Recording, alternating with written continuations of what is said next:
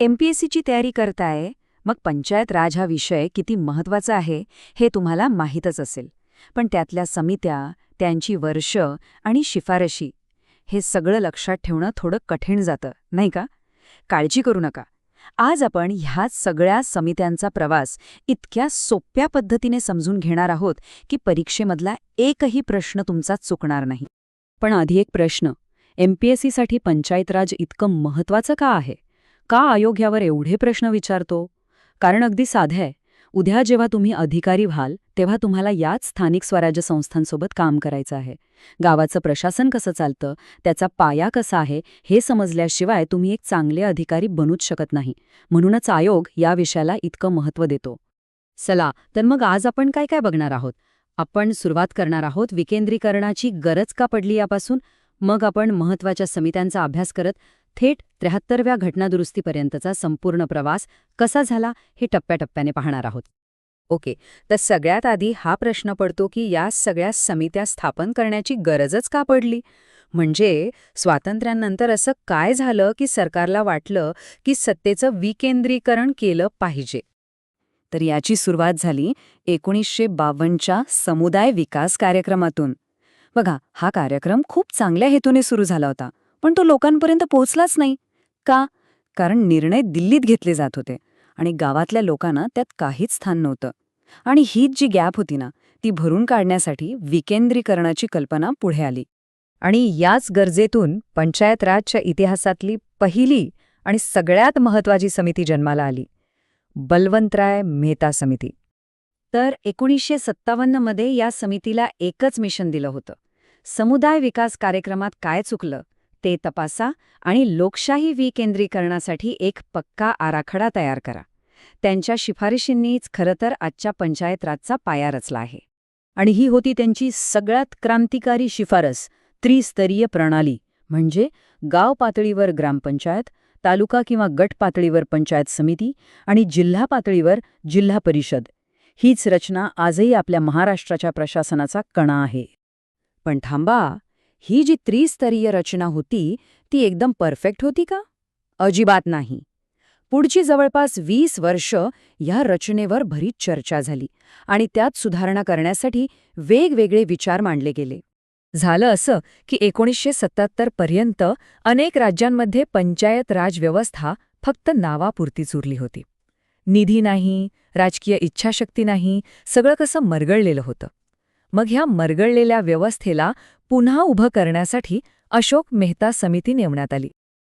इथे तुम्हाला दोन्ही समित्यांमधला फरक लगेच कळेल. बलवंतराय मेहता समितीने 3 स्तर सांगितले होते, तर अशोक मेहता समितीने द्विस्तरीय रचनेची शिफारस केली.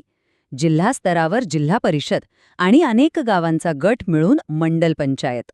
आणि हो, त्यांनी अजून एक मोठा बदल सुचवला, तो म्हणजे राजकीय पक्षांना थेट निवडणुकीत उतरण्याची परवानगी द्यावी. पण फक्त रचनेत बदल करून प्रश्न सुटणार नव्हता, हे हळूहळू लक्षात येऊ लागलं. खरा बदल तेव्हा सुरू झाला जेव्हा या संस्थांना फक्त अधिकारच नाही तर घटनात्मक संरक्षण देण्याची मागणी जोर धरू लागली. 80चं दशक उजाडलं आणि पंचायत राजला पुन्हा बळ देण्याचे प्रयत्न सुरू झाले. आणि याच काळात एकामागोमाग एक 2 महत्त्वाच्या समित्या आल्या, GVK राव समिती आणि LM सिंघवी समिती, ज्यांनी या सगळ्या चर्चेला एक नवी दिशा दिली. GVK राव समितीने तर परिस्थितीचं वर्णन इतक्या अचूक शब्दात केलं. ते म्हणाले, ही व्यवस्था म्हणजे मुळांशिवाय गवत झालीये. याचा अर्थ काय? सोपं आहे. या संस्था वरून तर दिसत होत्या, पण त्यांची मुळं लोकांमध्ये किंवा अधिकारांमध्ये रुजलेलीच नव्हती. त्या पूर्णपणे सरकारी अधिकाऱ्यांवर अवलंबून होत्या. आणि मग आला तो टर्निंग पॉइंट 1986 मध्ये. LM सिंघवी समितीने एक अशी ऐतिहासिक शिफारस केली जिने सगळं चित्रच बदलून टाकलं. त्यांनी स्पष्ट सांगितलं, जर पंचायत राजला खरंच टिकवायचं असेल तर त्याला थेट घटनेत स्थान द्या, त्याला घटनात्मक संरक्षण द्या. आणि याच एका शिफारशीने पंचायत राजच्या इतिहासातील सगळ्यात मोठ्या आणि महत्त्वाच्या विकासाचा पाया रचला. आणि तो ऐतिहासिक विकास म्हणजे 73वी घटनादुरुस्ती. हो, हा फक्त एक आकडा नाहीये. बलवंतराय मेहतांपासून ते सिंघवी समितीपर्यंत कित्येक दशकांच्या मेहनतीचं, संघर्षाचं हे फळ होतं. आणि हाच आकडा भारताच्या लोकशाहीत एक क्रांती घडवणारा होता. ह्या दुरुस्तीने काय केलं, तिने पंचायत राजला फक्त एक सल्ला किंवा मार्गदर्शक तत्त्व नाही, तर देशाचा कायदा बनवलं. म्हणजे आता राज्यांनी पंचायत राज व्यवस्था लागू करणं हे त्यांच्या मर्जीवर नव्हतं, ती त्यांची घटनात्मक जबाबदारी बनली होती. पण या क्रांतीचा खरा आत्मा काय होता माहितीये? तो होता ग्रामसभा.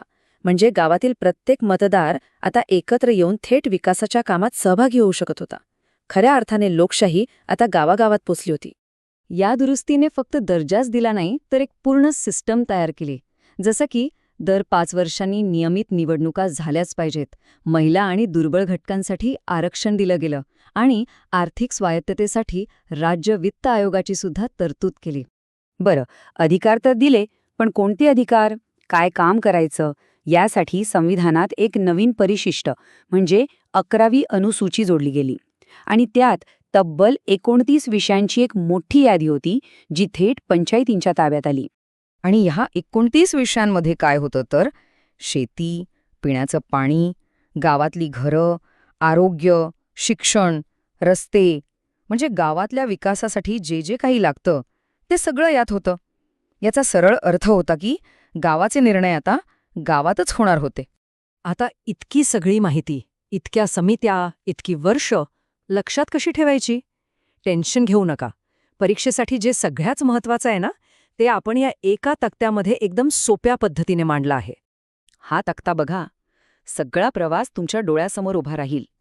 बलवंतराय मेहतांची त्रिस्तरीय रचना, मग अशोक मेहतांनी सुचवलेला द्विस्तरीय बदल, त्यानंतर राव समितीने दाखवलेली मुळांशिवाय गवताची समस्या आणि शेवटी सिंघवी समितीची ती ऐतिहासिक मागणी, ज्यातून 73वी घटना दुरुस्ती झाली.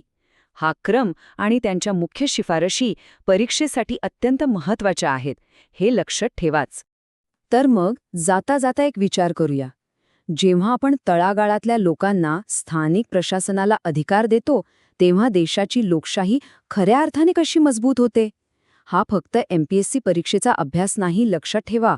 उद्याचे प्रशासक म्हणून तुमच्या कामाचा हाच पाया आहे. याच विचाराने तयारीला लागा. तुमच्या यशासाठी खूप खूप शुभेच्छा.